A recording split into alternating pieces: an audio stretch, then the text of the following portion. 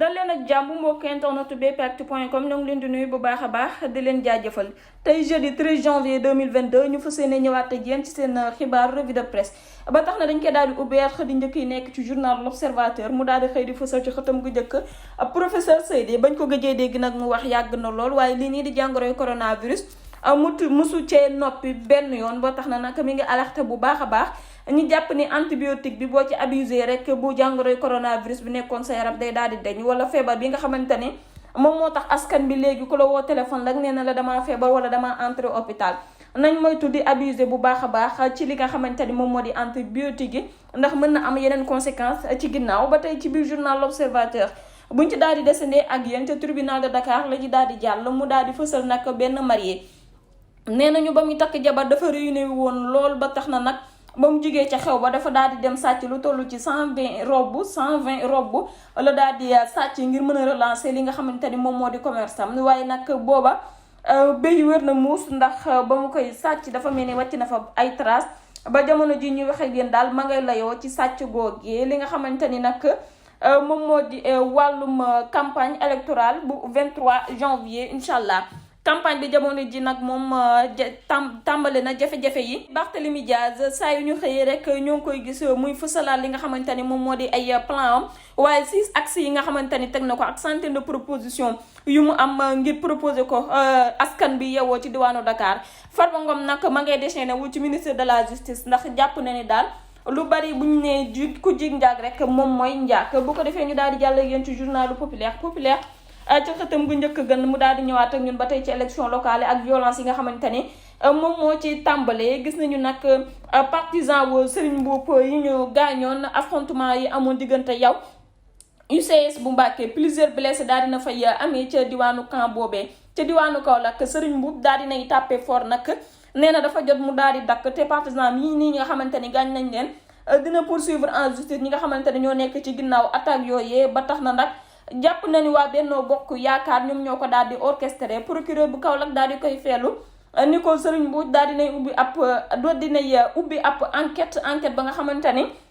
dinañu xool kan ak kan moo nekkoon ci ginnaaw mbir moomee wala kan moo ñàkk chance ba daal di blessé partisan wu Serigne Mboup yooyee ci diwaanu Dakar nag kër ñoom Papa Diop la ñu daal di attaqué ca diwaanu Mermoz ay partisan wu Zator Mbaye tamit attaqué nañu ay partisans woo Bayla Gueye dafa mel ni daal ñoom fas yéene wuñu benn yoon amal élection locale yi ci jàmm ak salaam ba tax na loi de la paix boobee waa cadre unitaire de l'islam ak jàmmi réew mi bëgg signé buñ ko yaboo ñu daal di koy def ci na mu gën a gaawee ndax violence yi tàmbale naa takkar naa se ba noppi Barthélémy Dias nag mi ngi décliné ba tey programme moom ci région de Dakar waaye nag nee na bi ñu bokk Dakar bi ñu bokk la ko daal di woowee waxul sama Dakar waxul Dakaru keneen Dakar bi ñu bokk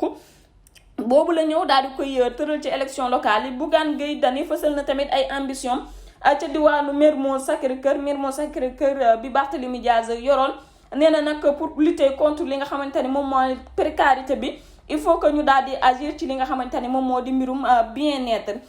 Gana Gueye fësal nañ ko ci journal populaire wàllum football nee na Gana Gueye ak kii ni di Baylo Touré dañ leen naa daal di testé positif ci jàngoro yu coronavirus dafa mel ni jàngoro jo nag ma ngay tourmenté Aliou Cissé waaye tamit mi ngi yàq bépp plan boo xamante ni tegoon na ko ci période bi nga xamante ni nag dafa demoon rééducation ci diwaanu Barcelone kii nii di Ismaïla Sarr daal dinay joxe ay nouvelle am mu nekk bonne nouvelle donc mën nañoo xaar à tout moment kii nii di Ismaïla Sarr daal di ñëwaat ci tanneer yi itam réew président Macky Sall yëkkati na ay kàddoom jëmale ko ci violence yi xew ci réew mi ci wàllum élection locale yi moom nag ñenn rek la ci chargé muy ay ministre am di yëgal ay ministre am que ni nañu jóg daal di protéger askan bi waaye tamit ak li nga xamante ni moom moo di bien public yi ba benn politicien wala benn candidat ak i partisan am duñ ko yàkkate korom ak fay daal dinay ñëwaat tamit ba tey ci violence yooyee nee na dafa am ay politiciens yoo xamante ni ñoo ngi ci réewum Sénégal waaye dañuy manipuler bu baax a baax jeunes yi ngir mën a accomplir li nga xamante ni moom moo di seen mission donc jeunes yi nañ def nànk bu baax a baax ndax bu ñu moytuwul lekk ñoom ñoo nar a payer les pots cassés journalu Libération la ñuy daal di yaatale xibaar revue de presse yi mu ñëwaat ak ñun ci coow bi nga xamante ni moo dox ci diggante Amina Badiane ak Fatima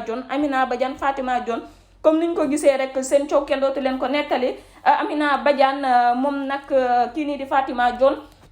da ko duutoon baaraamu tuuma ni ëmb bi nga xamante ni ëmb na ko ak doom bi mu am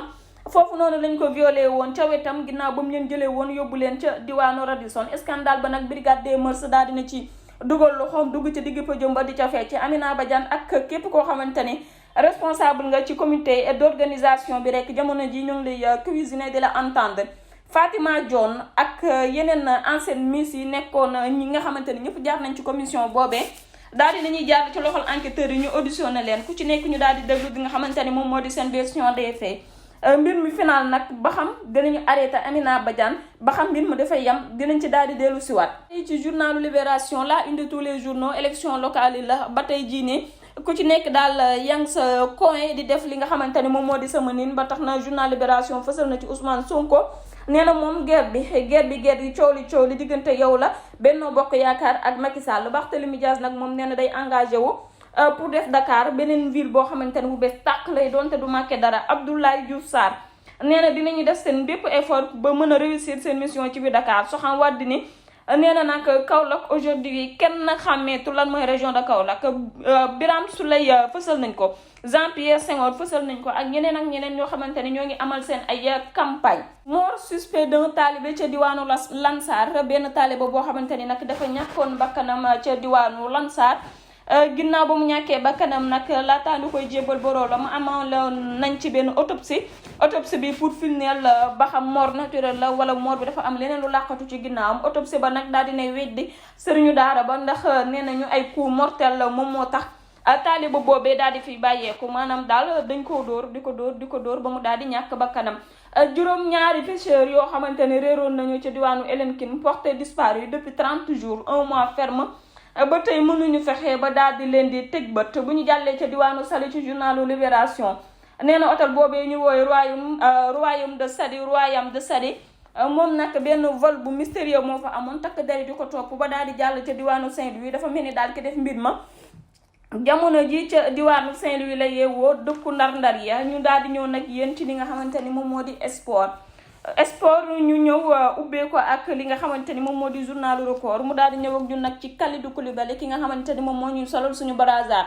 Covid 19 bi nee nañu CAF dafa refusé daal di koy defal test moom Kalidou Koulibaly mu daal di quitté li nga xamante ni moom moo di tañee di. Sénégal Guinée test positif à la Covid 19 Gana Gueye Ballo Touré daal di nañ leen di déclaré forfait maanaam daal ajuma bi incha allah bu yeboo ñu dundee yaakaar ndax kii nii di Gana Gueye ak Ballo Touré kenn du leen seen ci tanneer yi. Kouyaté ak Pape Gueye pour stabiliser li nga xamante ni moom moo di enjeu bi.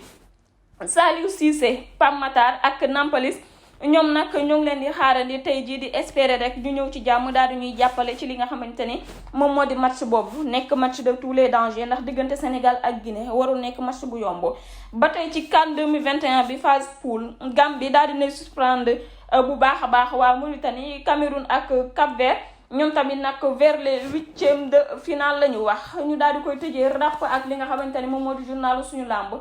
mu ñëw ak ñun nag nee nañu après Tyson ak Eumeu Sène Ama Baldé est-ce que mooy nekk 3e roi des arènes de Pikine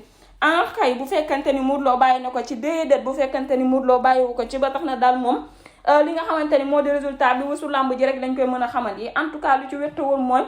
bii chance la ci Ama Baldé mu daal di toog ca cappaandaw ga bokk ci ñi nga xamante ni ñoom ñoo jot a takk couronne bi. Papis Xarañ Lo yëkkati na ay kàddoom di wax nee na Modou Lo actuellement moo ngi Sénégal di préparer ay armam bu baax a baax waaye tamit boole pat ak organiser nekk ci ay entraînement am face to face Modou Lo Ama Baldé nee na bu ñu moytuwul lekk dina am après le 22 janvier bi nga xamante ni moom la promoteur lim na ko laay sabablu woon. 4 saisons blanches 3 défaites 2 victoires ci fukki at. Gris Bordeaux un tigre mal en point tigre la boo xamante ni daal gis nañ ni jamono jii nii li mu tegle ci ay victoire tegle ko ci li nga xamante ni moom moo di ay saison blanche ci fukki atu carrière am nekk na loo xamante ni takarnaase na loon. Zal Ba ñëwaat na ci choc bi war a am dimanche war a dox ci diggante Caatu Yoff ak Youssou Ndour jàpp ne ni Caatu Yoff moom moo nekk légèrement favori ci kanamu Youssou Ndour waaye nag na def attention ci favori boobu nga xamante ni dafa légère lool. revanche bi war a dox ci diggante Lac Rose ak Ama Neex képp ku ko doon xaar nag bu yeboo nga ne alhamdulilah te defaraat sa toogaay te jàpp ni revanche boobee le 3 avril incha allah lañ ko daal di kale ba tax na nag mbokk internet BP Actu yi lii lañ leen indiloon seen xibaar revue de presse waaye mën ci nekk jaajëfal la jox leen dig daje bu suba ak jàmm incha allah jërë ngeen jëf.